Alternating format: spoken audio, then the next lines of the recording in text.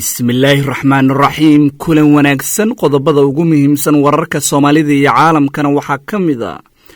dowladda maraykanka oo 26 milyan oo dollar ku bixinaysa heshiis Soomaaliya gaadiid dagaal loogu samaynayo shirkadda qandaraaska la siiyey iyo xog ku saabsan ayaa daawan doontaan imaaraadka carabta waxa ay ogolaadeen naqshad uu u tegay magaalada Abu Dhabi madaxweynaha Puntland Saciid Cabdullaahi Dani guushaas iyo sida loogu farxi karo saameyn miyay reebi kartaa sidoo kale waa daawan doontaan ra'iisul wasaaraha Soomaaliya Xasan Cali Qeyrana amar culus ayuu bixiyay taas oo la leeyahay saameyn ay ku yeelanaysaa dhammaan hay'adaha kala duwan ee dawladda xitaa xafiiska madaxweynaha ayaa arrintan ay saameynaysaa mid ka mid ah xaafadaha ku yaala magaalada Muqdisho oo ciidamada amnigu ay u daateen qaraxyo laga soo saaray guriga la hujuumay iyo howlgalka sida loo fuliyay Cabdinaasir Seeraar Maax oo ka mid ahaa golaha isbedel doonka Jubbaland oo gaaray magaalada Nairobi maanta isla markaana la filayay kulan is-horfariisi ah laguna dhammeynaya xasarada Jubbaland in uu la yeesho Axmed Madoobe oo kaga sii horeeyay magaalada Nairobi gaadiidkii dagaal ee dhawaan lagu xanibay dekada magaalada Boosaaso hadda waxaa laga warhelay beesha hubkaasi u socday iyo madaxda Puntland oo isku khilaafsan in baabuurta dibadda loo soo saaro muxuu madaxweyne Farmaajo xildhibaan Daleys Xasan Aadan oo isku hayb yihiin uga hor istaagay safarkeedii maalmo ka hor ay ugu ambabix lahayd magaalada Luuq Ganaane ee gobolka Gedo hanjabaada Cumar Filish oo fasiraad kala duwan loo bixiyay iyo golihii kacaanka sare oo mar kale la dareemiyay in la soo celin doono saraakiil ciidanna loo magacaabayo degmooyinka gobolka Banaadir dowladda Jabuuti loolankeeda Kenya ayay cirka sii gelisay shaacisayna war cusub oo ku saabsan tartanka ay ugu jirto kursiga aan joogtada ahayn ee golaha ammaanka ee qaramada midoobay qodobka dibadda ugu muhiimsan aad daawan doontaan hadduu ilaahay raalli ka noqdana waxa uu yahay 15 qof oo ku dhintay qarax miino oo ka dhacay dalka Afghanistan u diyaar garooba daawadayaal saaxiibayaal wararkaas oo faahfaahsan waxaana naga daawanaysaan shabakadda wararka maanta waa khamiis taariikhda ay ku beegan tahay 28 bisha 11 ee November 2019 warkii oo fidsan ra'iisul wasaaraha Soomaaliya Mudane Xasan Cali Qeyre ayaa amar dulligay dhammaan hay'adaha kala duwan ee dawladda isla markaana waxa lagu sheegay amarkaas inuu saameyn ku yeelanayo xafiisyada kala duwan xitaa kan madaxweyne Farmaajo qoraal ka soo baxay guddiga qaran ee shaqaalaha rayidka dawladda Soomaaliya ayaa lagu sheegay in amarkan uu ra'iisul wasaaraha soo saaray waxaana ku saxiixan qoraalkaas gudoomiyaha guddiga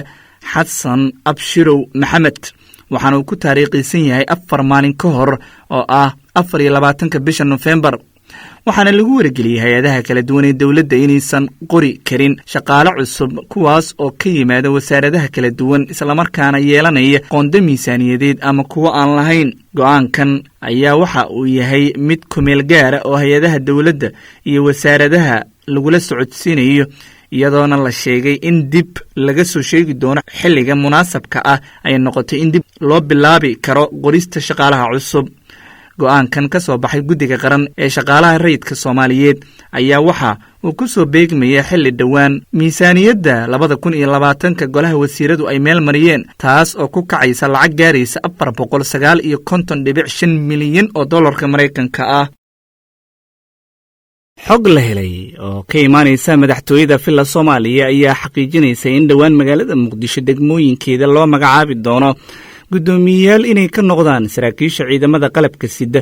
kuwaas oo la sheegay in ay ka socoto qaabka hubkooda iyo gawaaridooda dagaal ay ugu dhameystirmi lahaayeen ciidamo kala duwan oo u badan saraakiil dhalinyaro ah oo garaado lagu taxay dhawaan ayaa hoos tegi doona General Saadiq Cumar Xasan Saadiq John oo ah taliyaha booliska gobolka Banaadir waxaana saraakiishaas loo magacaabaya gudoomiyaasha dhammaan degmooyinka caasimadda ee magaalada Xamar taariikhda iyada iyo isqorta arrintan waxaa la leeyahay waa qorshe laga soo minguriyay maamulkii marxuum Maxamed Siyaad Barre markii uu talada qabsanayay 22 Oktoobar sanadkii 1969 waxaana uu degmooyinka gobolka Banaadir dhammaan howlaha maamul ee dalka uu u magacaabay saraakiil military iyo booliis isugu jiray waxaana la laalay dastuurkii dalka iyo dhammaan shuruucdii dalka sida kii xorriyatul qowlka. gobolka banaadir waxaa isla bishii Nofembar sanadkii 1969 loo magacaabay gaashaanle sare Axmed Maxamuud Cadde oo qoor weyne lagu naanaysi jiray. haddaba waxaa xigtay oo muddo kadib la magacaabay gaashaanle sare Cismaan Maxamed Jeelle iyo gaashaanle sare Xasan Abshir Faarax oo isagana ka dambeeyey, kuwaas oo gacan bir ah ku qabtay shacabka magaalada Muqdisho. waxaa hubaala in Saadiq John iyo guddoomiyaasha gobolka banaadir oo wataa baabuurta dagaalka ee cabdibilayaasha iyo weliba hubka kala duwan la sheegay in loogu talagalay inay amniga caasimadda sugaan, waana mid saansaanteedu u muuqato soo celinta golihii kacaanka sare ee Siyaad Barre lagu xasuusan karo, taasi oo amniga magaalada Muqdisho si isbeddel muuqda looga sameeyana loogu talagalay saraakiisha ciidamada in lagu safeeyo. duqa caasimadda Xamar Cumar Filish ayaana sheegay hadal maldaheed oo ahaa haddii qof dil ka geysto gudaha Muqdisho ee haddana baxsada guddoomiyaha degmadaas waxaan ka dhigaynaa sargaal ciidan oo cabdibila wata. warkaas oo soo bannaan bixiyey hadalhaynta maalmahan jirtay ee ahayd in golihii sare ee kacaanka Soomaaliyeed dib loogu laabanayo.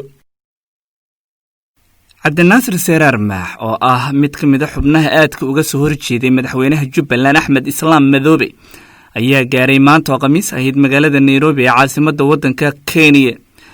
ila ku dhow Cabdinaasir Seeraar oo ku sugan Kismaayo waxay noo sheegeen in ujeedka safarkiisa uu qayb ka yahay dardargelinta hanaanka iyo maamulka uu soo dhisayo, inkastoo warar kale ay leeyihiin waxaa wada hadal laga dhex abuuraya isaga iyo weliba saaxiibkiisii hore oo ay siyaasadda ku kala tageen, marna jabhadda Raaskambooni ku wada jireen ee Axmed Islaam Madoobe.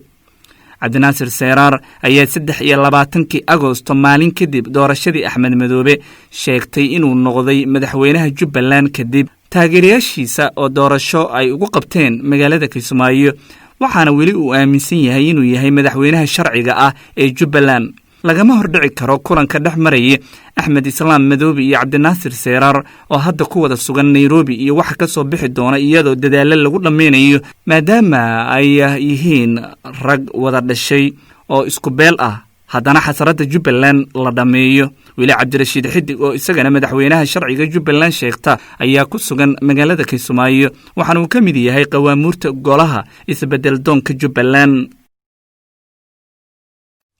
qeybaha hore ayaa daawanaysaan shabakadda wararka maanta. madaxweynaha Puntland Siciid Cabdulaahi Dani oo maalmahan safar shaqo ku joogay magaalada Dubai ee waddanka isku tagga Imaaraadka Carabta ayaa halkaasi kula kulmay mas'uuliyiin ka tirsan dowladda Imaaraadka.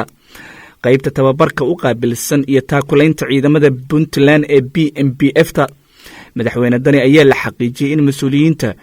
UAE uu ku qanciyey inay sii wadaan qandaraaska shirkadda BDG oo dowladda Imaaraadka ay adeega iyo saadka u soo marin jirtay ciidanka badda ee Puntland. dowladda Imaaraadka ayaa bishii Juun ee sanadkan joojisay logistikadii ay ciidanka badda Puntland u soo marin jirtay shirkaddaas BDG kadib markii uu khilaaf ba'an soo kala dhex galay saamileyda ku midaysanaa shirkadda, islamarkaana uu qalqal ku yimid howlihii shirkadda. sidoo kale saraakiisha Imaaraadka ee Siciidani la kulmay ayaa waxa ay u ballanqaadeen dib u soo celinta arrintaas. wararku waxay intaasi ku darayaan in madaxweynuhu uu safarkiisa soo gebagabeeyey iyadoona la filayo in Sabtida oo ku beegan 30 bishan uu dib ugu laaban doono magaalada Garowe ee caasimadda dowlad goboleedka Puntland. 2 cisho ka hor waxaa la hor istaagay inay garoonka diyaaradaha magaalada Muqdisho ka dhooftana loo diiday xildhibaan Dalays Xasan Aadan oo ka mid ah golaha shacabka baarlamaanka Soomaaliya, waxaana arrintaas ay sii laba kacalaysay hay'adaha amniga iyo dhaliilaha loo jeedinayay maadaama dowladda federaalka ay dana siyaasadeed ciidanka amniga u adeegsanayso. Korneel Cabdulaahi Cali Macow oo ka mid ahaa saraakiishii hore ee nabad sugidda Soomaaliya ayaa sheegay in amarka lagu hor istaagayo xildhibaan ama qof kale oo xil sare soo qabtay uu ka yimaado madaxweynaha talada haya keliya, balse aysan bixin karin qof kale. oo mas-uul dowladda ka haya. haddii uusan ahayn amar ka soo baxay madaxweynaha waxay ahayd inuu jawaab ka bixiyo, sababtoo ah wax sahlan ma aha in xildhibaan xasaanad leh la hor istaago weliba deegaankiisa u socda. waxaana uu korneelka hadalkiisa intaas ku daray in madaxweynaha uu waayahan dambe waday cid weliba oo fikir ahaan ka soo horjeeda hannaanka siyaasadeed ee dalka ku xukumo inuu hor istaago. xildhibaan dalays xasan aadan ayaa ku hayb ah madaxweyne farmaajo, waxaana ay sheegtay in nabad sugiddu ay hor istaagtay, inkastoo markii dambe nabad sugiddu ay sheegeen in aysan waxba ka jirin arrintaas. sababta amarkan loo soo saaray ayaana lala wadaagin saraakiisha garoonka diyaaradaha magaalada muqdisho, balse waxay u muuqataa mid la xiriirta isbedelada amni iyo kuwa siyaasadeed oo ay Itoobiya ka wada gobolka Gedo. xildhibaan dalays xasan aadan ayaa ka mid a xubnaha sida weyn u mucaaradsan madaxweyne farmaajo, waxaana loo badinayaa arrintaas inay ka dambeyso in is-hortaageeda degmada luuq ganaane ay ugu socotay ay ku timi. weli waxaad daawanaysaan shabakadda wararka maanta. sida lagu qoray Defense Web, majalada la yidhaahdo shirkadda soo saarta gaadiidka kala duwan ee ciidanka ee lagu magacaabo Navistar ayaa waxaa la siiyey mashruuc ama qandaraas ay gaadiidka dagaalka ugu samaynayso Soomaaliya. 25kii bisha November ayaa shirkadda Navistar la siiyey heshiis ku kacaya $26,748,087 lacag gaaraysa oo ay ka heshay wasaaradda gaashaandhigga ee Mareykanka, waxaana lagu sheegay heshiiskaas inuu yahay mid qiimihiisu go'an yahay. shirkaddan ayaa lagula heshiiyey ciidanka Soomaaliya inay u soo saarto 2 nuuc oo ah gaadiidka ciidamada oo dhexdhexaad ah iyo kuwa ganacsi ahaan loo soo saarayo. heshiiska sida uu dhigayo shirkaddan ayaa laga doonaya in ay gaadiidka qalabka dayactirka ay Soomaaliya gaarsiiso sanadka 2022, waa 3 sano hadda kadib laguna wareejiyay dowladda Soomaaliya. gaadiidka la filayay in shirkaddan Soomaaliya keento ayaa waxaa ka mid ah 7,000 MV nooca loo yaqaano oo ah kuwa qaada xamuulka dhulka ayna isticmaalaan inta badan ciidamada dowladaha adduunka. gawaaridaas la filayay in Soomaaliya la keeno ayaa waxaa ka mid ah mid si weyn u anfici doona dowladda Soomaaliya oo dagaal kula jirta ururka Al-Shabaab, waana Riigarka nooca loo yaqaano oo ah gaari la tacaali kara miinooyinka jidadka lagu aaso. gaarigan ayaa waxaa ku xiran qalab balastig ah oo lagu magacaabo Improvised Explosive Device oo sheegaya shaqada inta aan la qaban qaraxyada iyo miinooyinka lala beegsan karo. gabagabada ayaan isla soo gaarnay daawadayaal. sida ay sheegeen mas-uuliyiinta maamulka gobolka Banaadir, waxaa guri ku yaala degmada Holwadaag laga helay walxa qarxa. gudoomiye ku-xigeenka dhinaca amniga ee maamulka gobolka Banaadir Maxamed Cabdulaahi Tuulax ayaa sheegay in ay la socdeen dhaqdhaqaaqa gurigaas iyo weliba walxaha qarxa ee lagu arkay. gudoomiye Tuulax waxa uu ka dhawaajiyey in guriga oo ku yaala degmada Holwadaag ee gobolka Banaadir ay ka soo qabteen waxyaabo qarxa kadib baaritaan la sameeyey. guriga ku yaala degmadaas aan tagnay waxaan ka qabannay waxyaabo qarxa oo guriga ku aasna, waxaana baaritaan ka wadnaa guriga iyo dadkii deganaa oo dhan oo ciidamada ammaanka hadda gacanta ku hayaan. maamulka gobolka Banaadir maalmihii dambe wuxuu laba jibaaray howlgallada amniga lagu xaqiijinayay ka hortagista falalka amniga liddiga ku ah, taas oo la leeyahay waxay ku timid wada shaqaynta shicibka iyo laamaha amniga. hubka la soo saaray waxaa ka mid ah sida la sheegay hoobiyayaal dhulka lagu qariyey, kaas oo in Al-Shabaab ay isticmaalayeen loo badinayo. dowladda Jabuuti ayaa shaacisay xilliga kama dambaysta ay ku dhawaaqayso ololaheeda ay ku doonayso kursiga aan joogtada ahayn ee golaha ammaanka ee qaramada midoobay. war-saxaafadeed ay soo saartay xukuumadda Jabuuti ayay ku sheegtay in iyada oo cuskanaysa xeerka midowda Afrika ee hanka sare ka leedahay kursigaas 2021-2022 muddaxileedkiisu yahay. howlgalka Jabuuti ee qaramada midoobay ayaa sheegay in 5 bisha Diseembar ee soo aadan si rasmi ugu dhawaaqayaan murashaxnimadooda, iyagoo caalamka ka codsaday in lagu taageero helitaanka kursiga tartanka adag ay la gelayaan dhigeeda Kenya. Jabuuti waxay sheegaysaa in khibradaha ay ka haysato ururada midowda Afrika, jaamacadda Carabta, iskaashiga Islaamka ay dhammaanba xubin ka yihiin, wax badanna uga tari doono xaaladaha ku geedaaman caalamka. howlaha ay soo qaadatay Jabuuti ayaa waxaa ka mida baa la yidhi in dadaalada nabad ilaalinta soomaaliya sida howlgalka amisom ay qayb ka tahay iyo shirarka dib u heshiisiinta soomaalida ay 2 jeer dalkeeda ka dhaceen wax badanna ay faa'iido ku keeni karto kursigaas haddii lagu taageero helitaankiisa.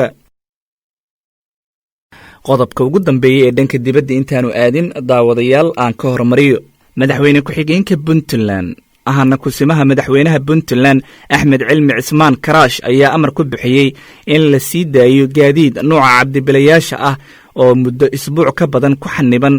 dekada magaalada Boosaaso. gaadiidkan waxaa la xaqiijiyay in ay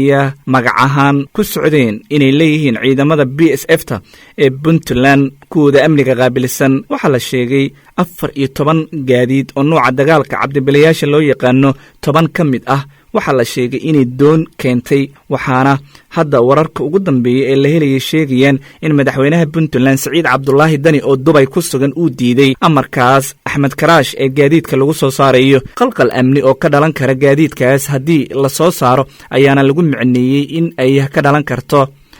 gaadiidkan waxaa la ogaaday in ay ku socdaan beesha Bahdir ee Cismaan Maxamuud, taasoo khatar gelin karta baa la yidhi xukunka haddii uu fasaxo Siciid Dani. dhinaca kale xildhibaan nacnac oo ka mid ah golaha wakiilada ee Somaliland ayaa sheegay xogtan islamarkaana uu beesha Bahdir ay cabdibilayaashaas ku socoto, waxaana uu sheegay xildhibaanku intaasi aan la aqbali karin, waxaana uu ka digay haddii gaadiidkaas iyo dalka soo dhiibaba aysan joojin oo xogtaas ay ka warhayaan ay caqabad keeni karto xilli Somaliland iyo Puntland uu dagaal ka dhaxeeyo. markana waxaanu eegaynaa qodobka dibadda. inta la xaqiijiyey 15 qof ayaa dhintay qarax dhulka la geliyo oo miino ah oo ka dhacay dalka Afghanistan. degmada Imaam Saxiib ayaana la sheegay inuu ka dhacay gobolka Kunduz, waxaana wakaaladda wararka Turkiga ee Anadolu ay sheegtay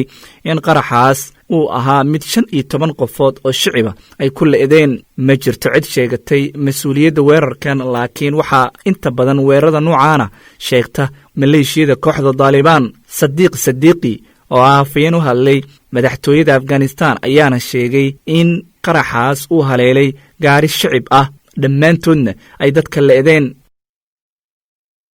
guud ahaanna daawadayaal intaas ayaan ku soo gabagabeynaynaa wararka Soomaalida iyo caalamka oo aad ka daawanayseen shabakadda wararka maanta. wararkan oo kale dib intaan isku arki doonno nabadgelyo.